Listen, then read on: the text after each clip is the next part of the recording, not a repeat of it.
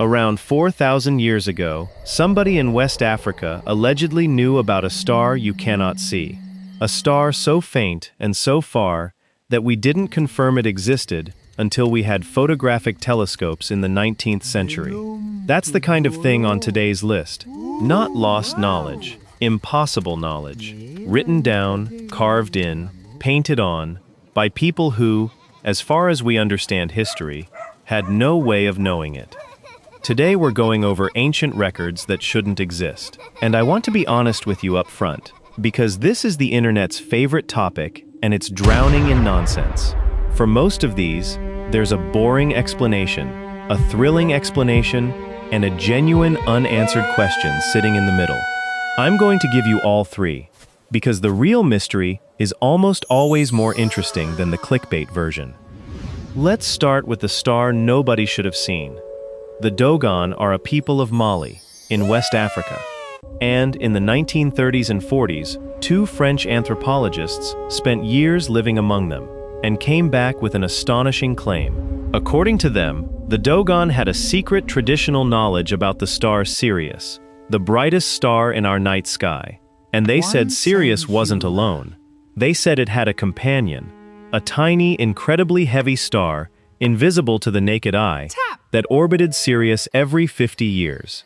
Here's why that's a bombshell. Sirius does have a companion. It's called Sirius B. It's a white dwarf, a collapsed, extraordinarily dense star, so faint you cannot see it without a Sirius telescope. It was first suspected in the 1840s, first photographed in 1970, and its orbital period is about 50 years. A tiny, super dense, invisible companion to Sirius, orbiting every 50 years. The Dogon, according to those anthropologists, described all of that. The invisibility, the extreme density, the 50-year orbit, in traditional lore that supposedly predated Western astronomy telling them. Now, the thrilling version says, ancient contact, lost super science, visitors from Sirius. You've heard it. But here's the honest middle, and it's genuinely fascinating. When later researchers went back to study the Dogon, the picture got much more complicated. There's serious reason to think the ancient knowledge may not have been ancient at all. Europeans had been visiting the region. There was intense public excitement about Sirius B in the early 20th century. It was in newspapers and popular science. It's entirely possible the Dogon learned about Sirius B from a visitor and folded it into their existing Sirius traditions, which is exactly the kind of thing living cultures do all the time. There's also a real question of whether the original anthropologists heard what they wanted to hear. So which is it? Impossible ancient knowledge or a modern fact absorbed into an old tradition? The honest answer is that we may never fully untangle it, because the two possibilities got braided together before anyone thought to check. And that braiding, the moment where you genuinely cannot separate what was always known from what was recently learned, is its own kind of mystery, and a much more human one than aliens. Let me hit you with something that isn't disputed at all, and is arguably more staggering than the Dogon. The Babylonians, over 2,500 years ago, were tracking the heavens on clay tablets. And they weren't just stargazing and telling stories, they were doing mathematics. Serious, predictive, quantitative astronomy. We have tablets showing they could predict the positions of the planets, forecast eclipses, and track the motion of the moon with real precision. And in the last decade, researchers decoding some of these tablets found something that genuinely rewrote a chapter of the history of science. The Babylonians were using a geometric technique to calculate the position of Jupiter over time, plotting velocity against time, and finding the area under the curve. If that sounds familiar, it should. That's calculus, or at least the core conceptual move of integral calculus. A technique historians credited to 14th century European scholars, and ultimately to Newton and Leibniz in the 1600s. The Babylonians were doing the essential idea of it 1,400 years before those medieval scholars, and around 2,000 years before Newton. Now, they didn't have the full framework. This wasn't calculus as a complete system. But the specific, sophisticated leap of using a geometric area to represent a physical quantity changing over time?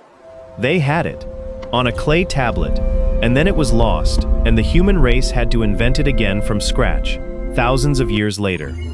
That's the quiet horror underneath so much of ancient history. It's not just that they knew surprising things, it's that they knew them, and then the knowledge died, and we started over. Progress isn't a straight line upward. It's a series of climbs and falls, and climbing the same hill again because nobody remembered we'd been up it before. An Ottoman admiral named Piri Reis draws a map of the world on gazelle skin parchment. He notes, honestly, that he compiled it from around 20 older source maps, some of them ancient. The map shows the Atlantic, the coast of West Africa, the coast of South America, and it's actually quite good, remarkably accurate for 1513, especially the relationship between the African and South American coasts. But here's where it gets strange, and where the internet loses its mind. Along the bottom of the map is a landmass, and one popular interpretation says it's the coastline of Antarctica, without ice. The claim goes, this shows Antarctica's true coast beneath the ice sheet, which means somebody mapped Antarctica before it was frozen, thousands of years ago, with technology we don't think existed. Okay, let's be honest, because the honest version is still fascinating. The mainstream explanation is that the bottom landmass isn't ice-free Antarctica at all. It's the coast of South America, bent sideways to fit the parchment, which map makers of that era did routinely when they ran out of room. Antarctica wasn't even officially discovered until 1820. The ice-free coastline reading requires a lot of very generous squinting. So the sensational claim is almost certainly wrong. But, and this is the part that survives the debunking, the map is still a genuine mystery, just a quieter one. Piri Reis flat out tells us he copied from around 20 older maps, including ancient ones. Some of those source maps are lost. We don't have them. So this parchment is a window onto a body of ancient cartographic knowledge that we otherwise can't see. The accuracy of the parts we can verify is good enough to make you wonder exactly how good those lost source maps were. The mystery was never, aliens mapped Antarctica. The real mystery is, what was on those 20 older maps that we'll never get to see? Piri Reis is a photograph of a library that's gone.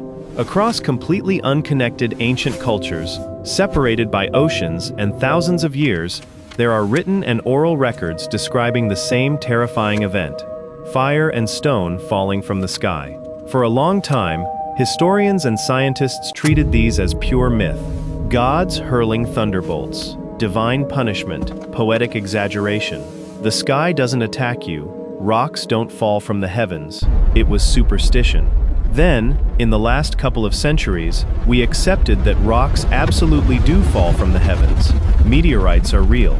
Airbursts, where an incoming object explodes in the atmosphere with the force of a nuclear bomb, are real. We watched one happen over Russia in 2013. It injured over 1,000 people from the shockwave alone, and it was caught on hundreds of dashboard cameras.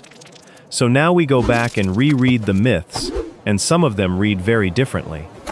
There are ancient accounts from multiple cultures that describe a brilliant light in the sky, a deafening sound, a blast of heat, and destruction on the ground, which is, essentially, a clinical description of an airburst written by people who had no framework for what an airburst was. There's a growing field of scientists who take these seriously as possible eyewitness records of real impact events, and who go looking for the physical craters and debris layers to match them. Some of these connections are speculative and hotly argued, but the shift itself is the lesson. We spent centuries dismissing ancient people as superstitious for writing down something that was actually true. They saw a real thing. They described it as accurately as their language allowed, and because it didn't fit our model of the world, we called them primitive and ignored the report. They weren't inventing a god, they were filing an incident report. We just weren't ready to read it. This one is different, because the record is completely clear and completely impossible on its face, and the mystery is entirely about how to read it. The Sumerian king list is an ancient text that records the kings of Sumer, one after another, in order. Historians love it because parts of it line up with rulers we can verify from other sources. It's a real historical document, but it opens with a section that stops everyone cold. Before a certain point, before a great flood the list describes, it records a series of kings who reigned for absurd lengths of time. Not 40 years, not even 100, thousands.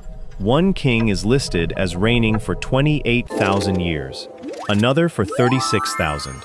The pre-flood kings, added together, rule for something like 250,000 years. Then the flood comes, and after it, the reign lengths suddenly drop toward normal human numbers, still long at first, then settling into believable lifespans. So what do you do with a document that is demonstrably accurate in its later sections and lists 28,000-year reigns in its early ones? The sensational reading is literal. These were superhuman or non-human beings, longer lived than us. The internet adores this one. The scholarly reading is more subtle and, I think, more interesting. The enormous numbers are almost certainly not meant literally the way we read them. They may be using a different number system, or symbolic values, or a way of encoding status, legitimacy, and cosmic order that had nothing to do with counting actual years. To the people who wrote it, he reigned 28,000 years, may have communicated something like, he reigned in the mythic time, before history, when the world worked differently. A category, not a measurement. And that's the real mystery of the king list. It's not, were there 1,000-year-old kings? It's that we are looking at a genuine attempt by ancient people to write down their own deep past, the boundary between their myth and their history. And we can feel them reaching for a way to express, so long ago it may as well be forever. We're reading a real document, and we've partly lost the key to how its own authors meant it to be read. If you like the honest version of these mysteries better than the clickbait one, good, so do I. Subscribe. One file a week. Now for the supporting cast. Shorter, but every bit as strange.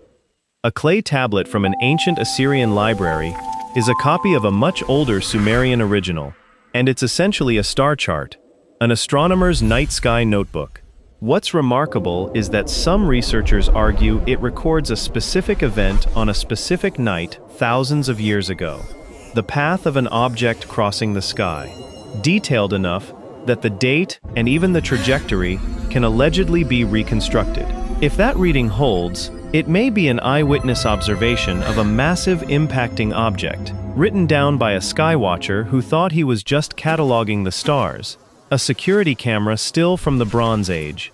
Beyond Piri Reis, there are a handful of other old maps that map mystery enthusiasts point to as showing coastlines too accurately for their time, including features that appear to match land now buried under ice or water. The credible core, stripped of the hype, is genuinely interesting.